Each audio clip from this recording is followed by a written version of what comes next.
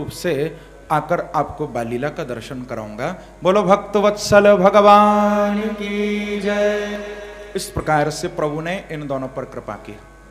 सुखदेव जी कहते हैं कि एकदा ग्रहदाशीसो यशोदानंद गे हनि कर्मांतर नियुक्तासु निर्ममंथ स्वयं ददी। एक बार कार्तिक का महीना था, सुंदर दीपावली का पवित्र दिन था। उस दिन माँ ने ठाकुर जी के लिए अपने हाथों से माखन निकाला था, लेकिन भगवान जब सोकर उठे थे तो घर में ही माखन की मटकी प्रभु ने आज फोड़ी थी। तो माँ को थोड़ा क्रोध आया और मैया ने लाला को आज उखल से बांधा है। प्रेम से कहो श्री राधे। ये कार्तिक मास में उखल बंधन लीला बड़ी सुंदर हुई है।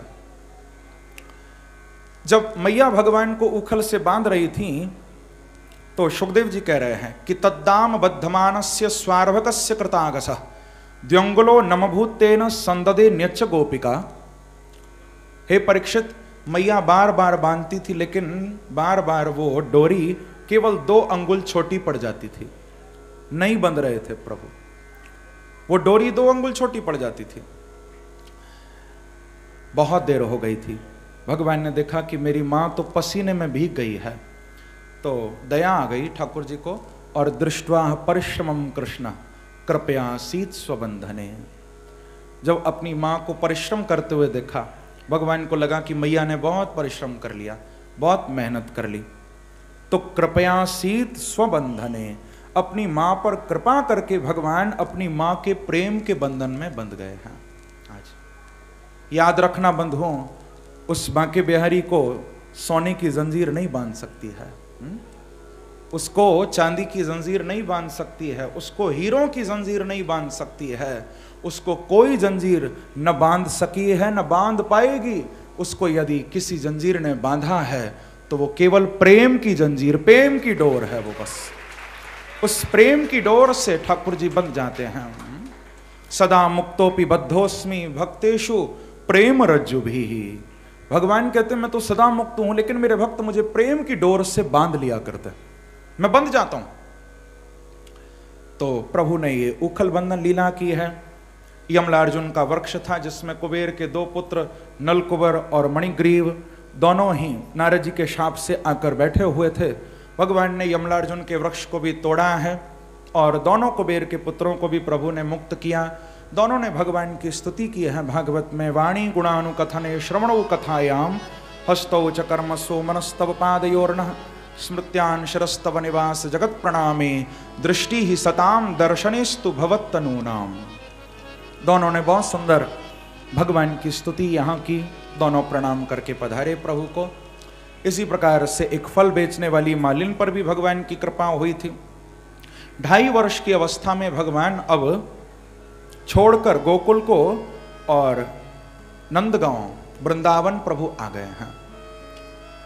जब वृंदावन में आए हैं, वनम वृंदावनम नाम पशव्यम नवकाननम गोप गोपी गवाम सेव्यम पुण्यादि तृणवीरुधम।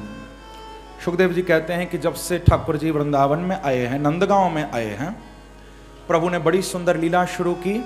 बछड़ा चराने के लिए प्रभु जाते हैं और इसी लीला के मध्य में वत्सासुर आया, उसका उद्धार किया है। बकासुर बगुले के रूप में आया, उसका भी उद्धार प्रभु ने किया।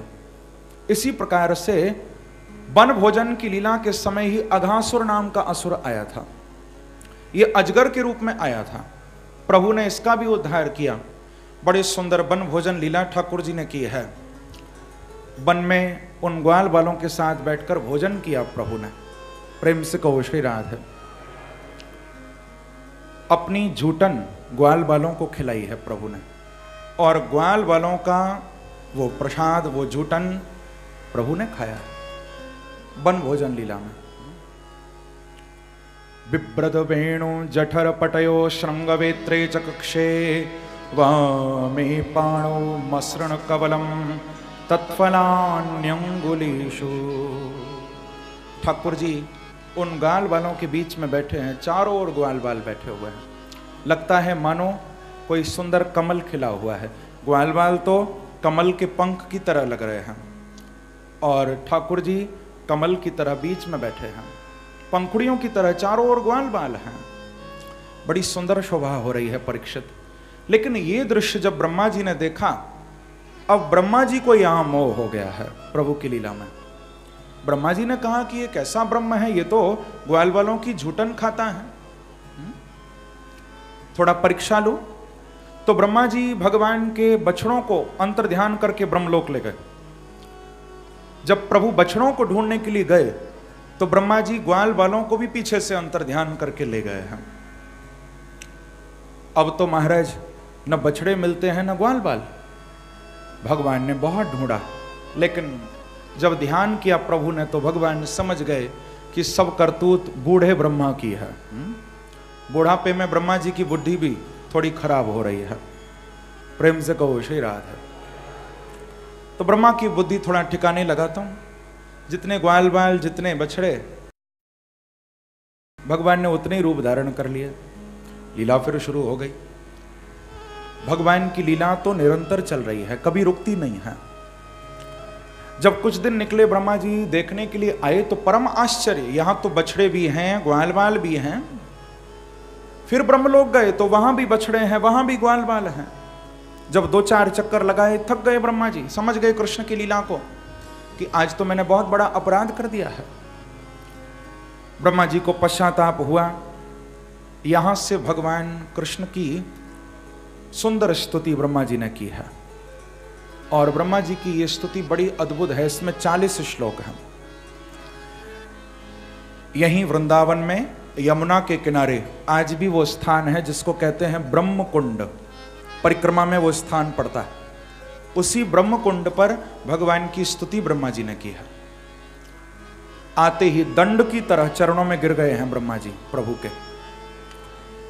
देखो, किसी से यदि क्षमा मांगनी है, आप चाहते हो कि कोई तुम्हें क्षमा करे, तो उसका सबसे पहला उपाय है कि उसके आगे झुक जाओ तुम। बहुत से लोग ऐसे होते हैं कि माफी भी अकड़ के मांगते हैं। प्रेम से कहो श्री राधे। हाँ, कई लोग माफी भी अकड़ कर मांगेंगे। हाँ, नहीं, ऐसे नहीं मांगी जाती। क्षमा के लिए झुकना पड़ता है। और झुकने में तुम्हारा जाता भी क्या है? हाँ, क्योंकि झुकते हैं वही जिनमें जान होती है। झुकते हैं वही जिनमें जान होती है। अरे अकड़ तो मुर्दे की पहचान होती है। प्रेम से कहो श्री राधे। तो कोई बुराई नहीं है झुकने में, झुकना सीखो।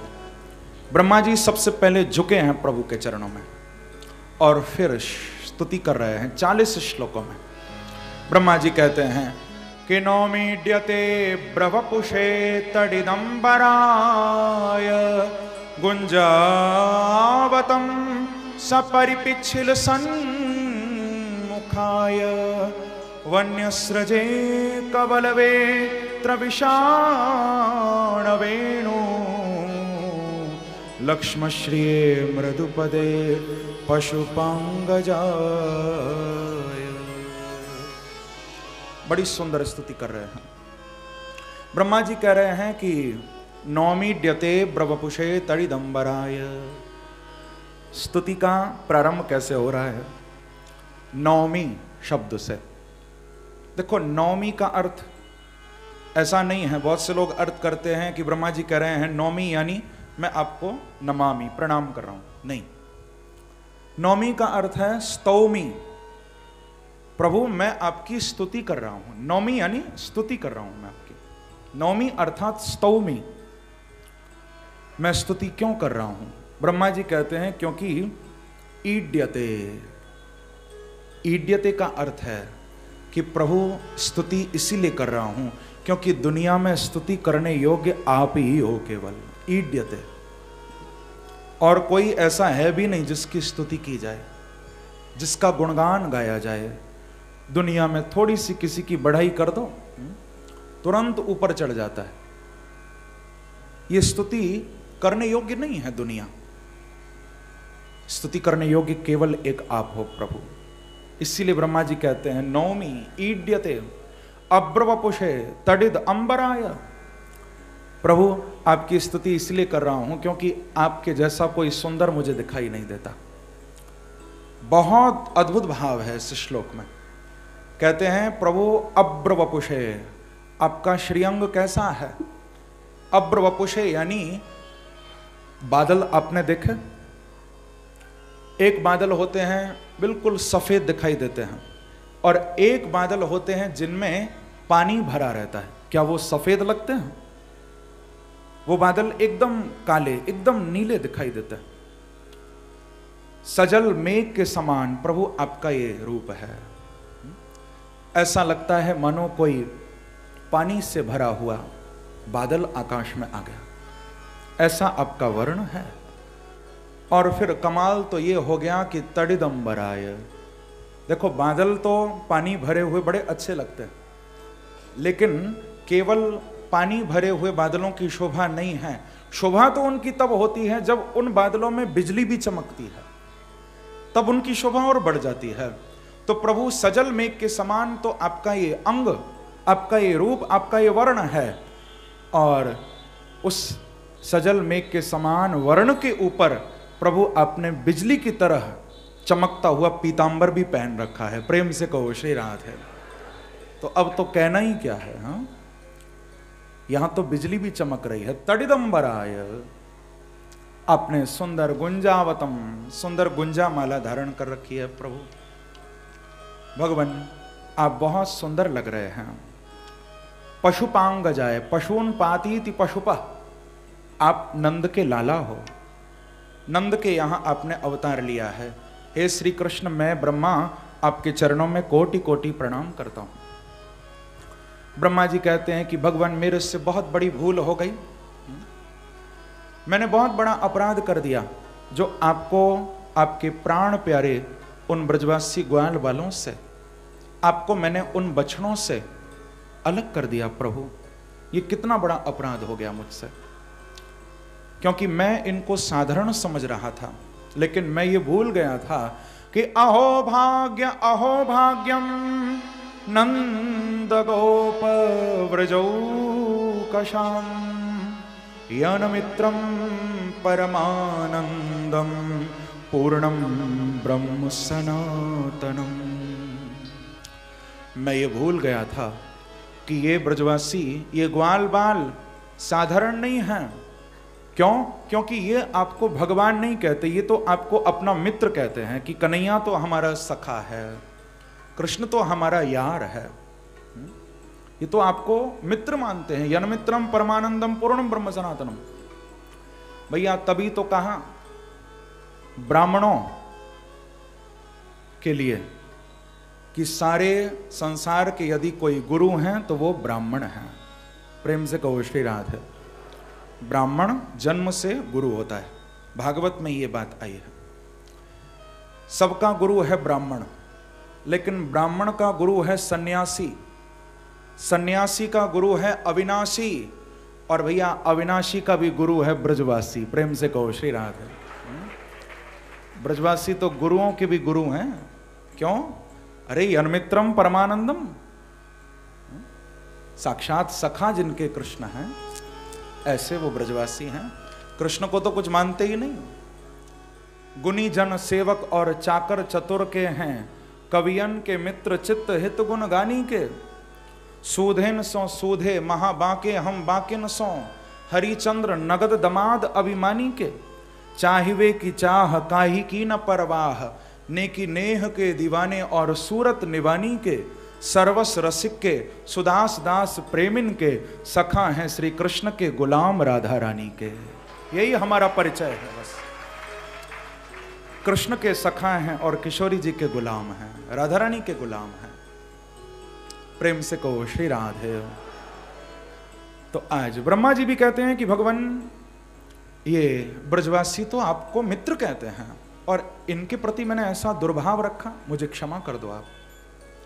ब्रह्मा जी ने अपनी स्तुति में एक बात और बड़ी अच्छी भगवान को कही है कि तदभूरि भाग्यमिह जन्म किमप्यटव्याम यद गोकुले पिकतमाग्रिरजोभिषेकम यज्जीवितम तु निखिलम भगवान मुकुंद त्वद्यापि पदरज श्रुति मृग्यमेव। ब्रह्मा जी कह रहे हैं कि प्रभु एक विनती आपके चरणों में है, एक प्रार्थना आपके चरणों में है। क्या प्रभु, अब की बार तो आपने मुझे ब्रह्मा बना दिया है, लेकिन आगे यदि मुझे जन्म देना तो ब्रह्मा मत बनाना प्रभु, मैं ब्रह्मा नहीं बनना चाहता हूं। तो फिर क्या बनना चाहते हो? बोले भगवान, आगे यदि मुझे जन्म देना, ये ब्रह्मा बोल रहे हैं, कोई साधारण मानव, कोई साधारण जीव ये बात नहीं कह रहा है। परमेष्टि पद पर बैठे हुए ब्रह्मा ये बात कह रहे हैं कि भगवान, यदि आगे मुझे जन्म देना तो ब्रह्मा मत बनाना, यदि कुछ बनाना हो तो कृपा करके मुझे इस वृंदावन की धूल बना देना प्रभु। यद्गोकुलेपि कतमांग्रि रजोभिषेकम, मैं इस धूल में लेटना चाहता हूं प्रभु, इस वृंदावन की धूल में मैं मिलना चाहता हूं। कि ब्रज धूल ही प्राणों से प्यारी लगे, ब्रज मंडल माही बसाए रहो, रसिकों के सुसंग में मस्त रहूं, जग जाल सुनाथ बचाए रहो। अहो बांके बिहारी यही बिनती, मेरे नैना से नैना मिलाए रहो। अहो बांके बिहारी यही बिनती, मेरे नैना से नैना मिलाए रहो। ए प्रभु, कभी वृंदावन से दूर मत करना, आप इस व्रज की मिट्टी से दूर मत करना भगवान, मैं इस व्रज की रज में ही पड़ा रहूं। ब्रजवासियों को ब्रज भूमि से बड़ा प्यार है बंधुओं। ब्रज भूमि एक अद्भुत भूमि है, इसकी महिमा ये पापी शरीर कहां गा सकता है। ये तो अद्भुत भूमि है ब्रज की। रसिकों ने तो यहां तक कह दिया कि रे मन वृंदा विपिन निहार, रे मन वृंदा विपिन निहार, विपिन राज सीमा के बाहर हरिहु को ना निहार, रे मन वृंदा विपिन निहार। अरे मन, इस वृंदावन की शोभा को देख। यहां तक कहा कि वृंदावन के बाहर यदि बांके बिहारी मिलेंगे तो भी हम नहीं देखेंगे, हम तो उसी बांके बिहारी को जानते हैं जो वृंदावन में मिलता है। हरिहु को न निहार, कि यद्यपि मिले कोटि चिंतामणि, तदपि न हाथ पसार। जय श्री भट्ट धूलि धूसर तन, यह आशा उर्धार, रे मन वृंदा विपिन निहार। यद्यपि मिले कोटि चिंतामणि, तदपि न हाथ पसार। जिस समय श्री सूरदास जी महाराज, अद्भुत प्रेम था ब्रजभूमि से। सूरदास जी महाराज का जब अंतिम समय आया था बंधुओं, ये उस समय की घटना है। सूरदास जी महाराज शरीर छोड़ने वाले थे। देखो भाव, भाव का खेल है सारा। ये कथा भाव की कथा है, ये कोई नाटक नौटंकी नहीं है। यहां से भाव मिलेंगे संतों के, भक्तों के। सूरदास जी महाराज भूमि पर लेटे हुए थे, शरीर छूटने वाला था।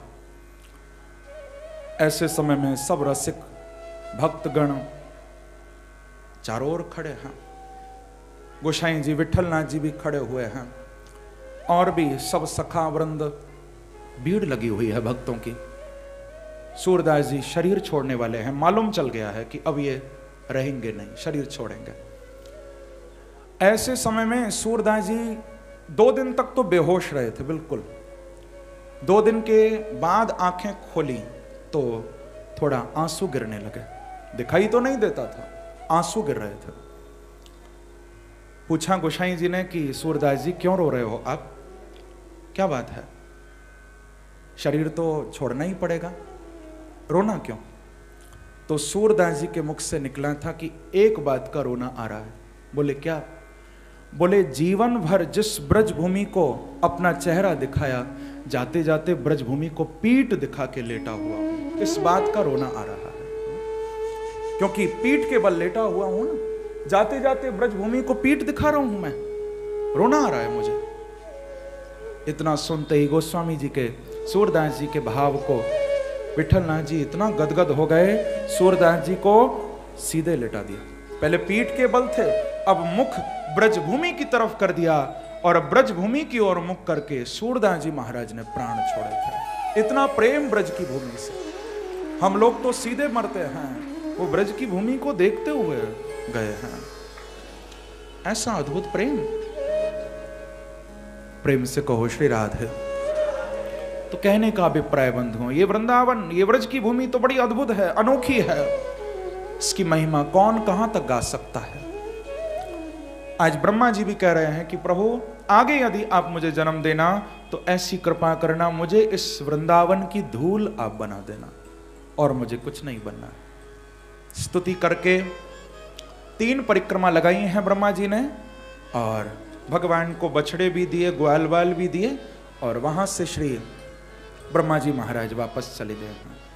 भगवान पुनः बछड़ों को चराते हुए ग्वाल बालों के साथ नंद भवन में पधारे हैं, लेकिन ब्रह्मा जी से कुछ बोले नहीं थे प्रभु। ततश्च पौगंड वयः श्रुतौ व्रजे बभूव तुष्टौ पशुपाल सम्मतौ गाश्चार्यन्तौ सखिभिः समं पदैर्वृंदावनम पुण्यमतीव चक्रतुः। प्रभु ने पौगंड अवस्था में प्रवेश किया और गौचारण लीला यहां से शुरू हुई है।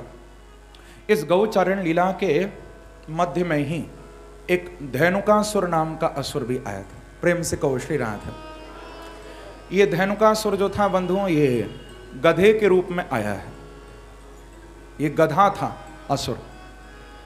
ग्वाल वालों ने भगवान से प्रार्थना की कि प्रभु यहाँ पास में ही एक कंस का, आपके मामा जी का बड़ा सुंदर बगीचा है, उसमें बड़े अच्छे अच्छे फल लगे हुए हैं, आप आज्ञा दो कृष्ण तो हम जाकर फल खा के आए। भगवान बोले कि भैया उसमें तो असुर भी रहता है, धेनुकासुर। ग्वाल बाल बोले कन्हैया जब तुम बैठे हो तो फिर कैसी चिंता, तुम मार देना उसको। भगवान बोले भैया इसको मैं नहीं मारूंगा, तुम दाऊ जी को जाकर बोलो, दाऊ भैया मारेंगे। ग्वाल वालों ने दाऊ जी को जाकर निवेदन किया। बलराम जी महाराज बोले कि ग्वाल वालों मैं बैठा हूं ना, जाओ तुम फल खाओ, मैं देखता हूं कौन तुमको रोकता है। बड़ी अकड़ है बलराम जी में, बलशाली है। ग्वाल बाल गए, फल खाने लगे, धेनुकासुर आ गया, आवाज लगाई दाऊ जी को। दाऊ जी दौड़ते हुए गए, पीछे से उसके चरण पकड़े हैं उस गधे के, धेनुकासुर के, और चारों ओर घुमा के धड़ाम से नीचे पटका। झट बलराम जी ने उसके प्राणों का हरण कर लिया। बोलो बलराम जी महाराज की जय, कृष्ण बलदेव की जय। बलराम जी के द्वारा इस दुष्ट का प्रभु ने उद्धार कराया है। श्री सुखदेव जी महाराज कहते हैं कि राजन, ब्रज में बाकी जितने भी असुर आए हैं सब कृष्ण ने मारे हैं, लेकिन धेनुकासुर इसको बलराम जी से मरवाया। देखो इसके पीछे भी एक कारण है। थोड़ा राम अवतार को हम याद करें। राम अवतार में जब खरदूषण लड़ने के लिए आया है प्रभु से, तो उस समय लक्ष्मण जी ने कहा था कि भगवान थोड़ा आप मुझे आज्ञा दो, इसको मैं मार देता हूं। जब खरदूषण आया था तो लक्ष्मण जी ने कहा कि प्रभु इसको तो मैं मार डालूंगा, लेकिन भगवान बोले कि नहीं नहीं लक्ष्मण, ये जो खरदूषण है ये गधा है। संस्कृत में खर माने होता है गधा। राम ने कहा कि ये गधा आया है। लक्ष्मण ऐसा करते हैं कि इस बार इस गधे को मैं मार लेता हूं और कृष्ण अवतार में जो गधा आएगा उसको तुम मार लेना बलराम बनकर। प्रेम से कहो श्री राधे। तो यहां बलराम जी को अवसर दिया है प्रभु ने। जब धेनुकासुर को मार के चले हैं ना, तो भगवान थोड़ा परिहास भी कर रहे हैं। भगवान ग्वाल वालों को बोले कि देखो ग्वाल वालों, जब मैंने अघासुर को मारो तो तुमने मेरो नाम धर दियो अघ मारो। जब मैंने बकासुर को मारो तो तुमने मेरो नाम धर दियो बक मारो। ऐसे ऐसे नाम पड़े हैं प्रभु के। तो भगवान बोले कि ग्वाल वालों, आज बलराम जी को, दाऊ भैया को कछु नाम नहीं रखोगे? बोले लाला जरूर रखेंगे। तो बोले फिर आज मालूम है जाने कौन को मारो है? बोले कौन को? अरे गधा को मारो है, और कौन को? तो आज से दाऊ भैया से सब गधा मारो कहो करो, प्रेम से कहो श्री राधे। बलराम जी बोले कि वाह कन्हैया, अच्छे अच्छे असुर आए तो वो तो तेने मार लिए, गधा आयो तो हमसे मरवायो, और ग्वाल वालन को ये भी कह रहा है कि या से गधा मारो कहो करो। लाला तेरी लीला तो तू ही जाने, बड़ो चंचल है तू। इस प्रकार से हास परिहास करते हुए घर लौट कर आए हैं नंद भवन में। एक दिन प्रभु यमुना के तट पर यहीं श्रीधाम वृंदावन में आए तो क्या देखा, जैसे ही गौओं ने यमुना जी का जल पिया बेहोश हो गई, जैसे ही ग्वाल बालों ने जल पिया ग्वालपाल सब मूर्छित हो गए। कि विलोक्य दूषितां कृष्णा कृष्ण कृष्ण हीना विभो तस्या विशुद्धिमन्विच्छन् सर्पं तमुदवासयत्। ठाकुर जी ने देखा कि मेरी यमुना तो बहुत दूषित हो गई है। क्यों? क्योंकि यमुना के अंदर रहता है वो काली नाग, और उस काली